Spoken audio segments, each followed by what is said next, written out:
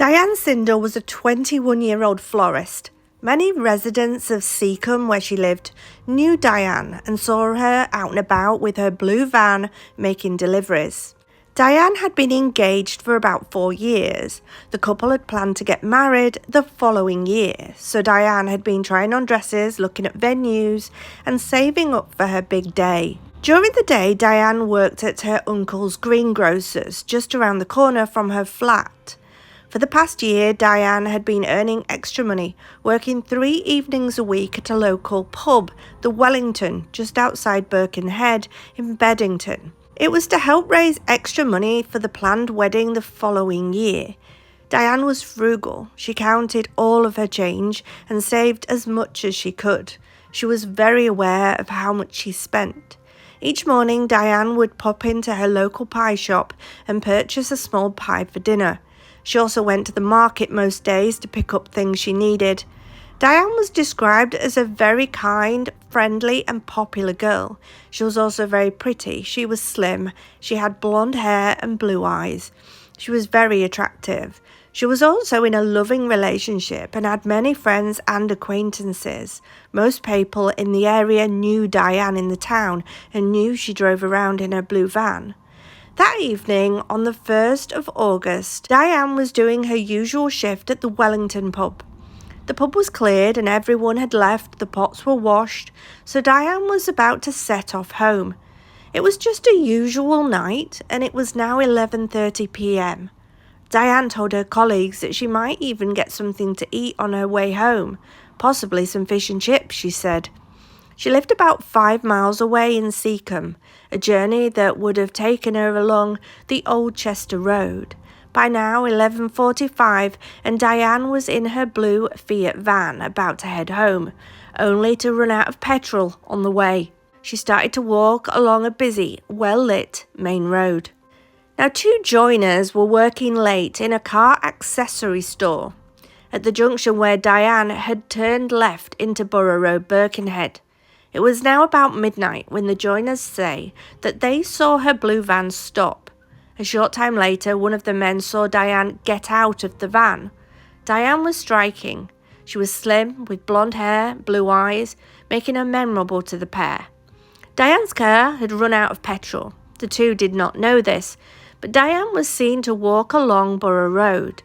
It was possible that Diane was looking to hail a taxi or call a friend for help, or she may have been hoping to find a petrol station, possibly heading to an all-night garage or a friend's house, but it's not known for sure. Now, Gary Lamb came forward to say that he was a bus driver and was on his last run of the night. He was heading down Borough Road that night and saw a woman close to the 44 bus stop. She was rummaging in her bag and looking around, possibly looking for a bus, but there were no buses running now at that time of night. A taxi driver came forward to say that he had been driving around looking for fares. By now it was 12:10. He saw a young couple that seemed to be arguing on Borough Road. He drove past thinking that it was just a young couple and didn't think too much about it. But Diane would just disappear. She never made it home that night. And on the 2nd of August, around lunchtime, a woman was walking her dog when she found Diane's body. It was discovered in an alleyway 150 yards back along Borough Road. Diane had been murdered sometime around midnight on Friday the 1st of August on Borough Road in Birkenhead. It was a busy main road, a well-lit road. It's also a trunk route linking Liverpool and North Wales and Cheshire. On the 3rd of August, 2.5 miles away in Bidston Hill, a couple walking their dogs said that as they walked down a path near Viner Road north, they saw smoke coming from in the trees and bushes. The man went to investigate. Did he need to call the fire service? As he got close to the fire, he saw that someone had set light to some items. There was a bag and a pair of blue jeans. There was also a charred page from a Barclays paying in book. Detective Inspector Tim Baxter headed the investigation, as it was soon evident that these items belonged to the body found a day earlier 2 miles away. They now believed that the body was that of Diane Sindall. Her family had been concerned when she did not arrive home after the shift at the Wellington pub. The fire had been discovered at around 8 p.m. on Sunday the 3rd of August, and police felt that the person burning the items may have been disturbed. Police were anxious to find out who had been hanging around on Bidston Hill that evening. Had anyone been seen wandering around carrying clothing? Who was responsible for Diane's murder? But it was important for police to find out who was responsible before some other young girl lost their life too. Diane had suffered extensive injuries to her body. Her cause of death had been established as a cerebral hemorrhage following multiple blows to the head. A pathologist said that her injuries were the very worst he had seen outside of a road traffic accident. The murder prompted revulsion, fear, and anger with girls who were afraid to be out on the streets alone. It was the ordinariness of what had happened, running out of petrol on a busy road, that heightened the anxiety.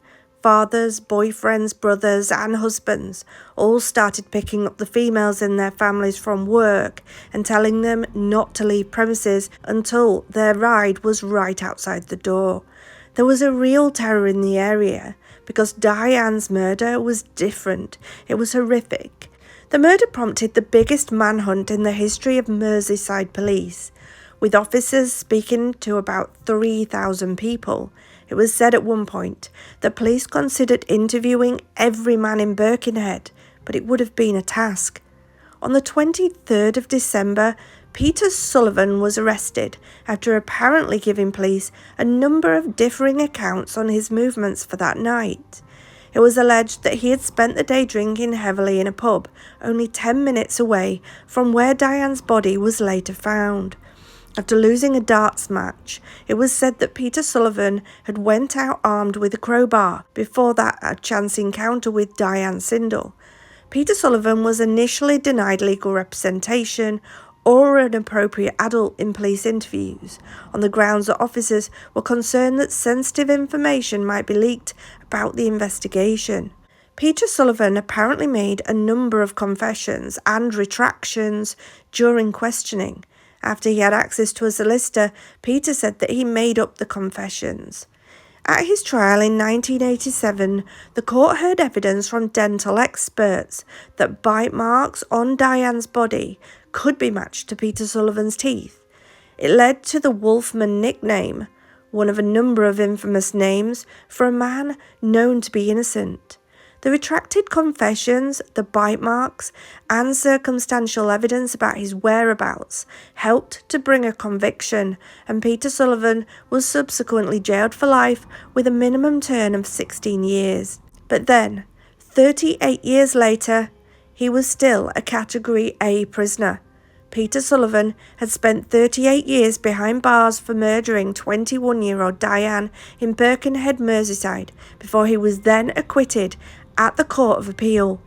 Explaining Peter Sullivan's old confessions at the Court of Appeal, Jason Pitter QC said, "The appellant was extremely vulnerable in the investigative situation because of his limited intellectual functioning, combined with his problems with self-expression, his disposition and ability to be influenced, manipulated and controlled, and his internal pressure to speak out without reflection, his tendency to engage in make-believe to an extreme extent."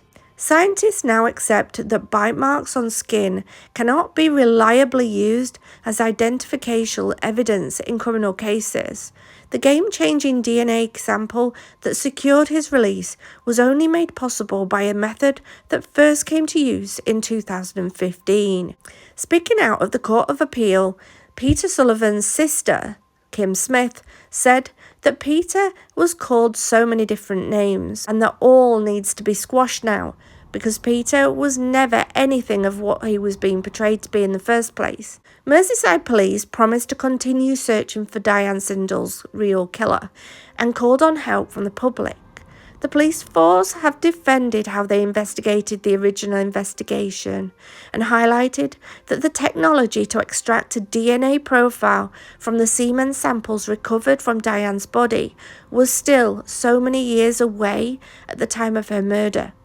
The detective superintendent said, if you were in the area at the time, you had any concerns about an individual that you knew, let us know so our team can trace and request a DNA sample from that person you suspect.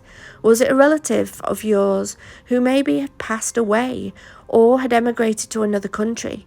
Merseyside police said more than 260 men identified in the original investigation had been tested and eliminated as suspects.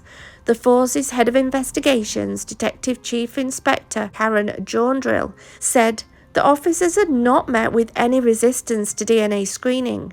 She has now appealed to people in the community to come forward if they think they know that anybody's behaviour at that time may have been unusual. Miss Sindall was dragged into an alley. She was beaten to death on the 2nd of August 1986 in an attack detectives described at the time as the worst they had ever been involved with. Merseyside police said it had immediately reopened Miss Sindall's case after being told that there was a new DNA profile back in 2023.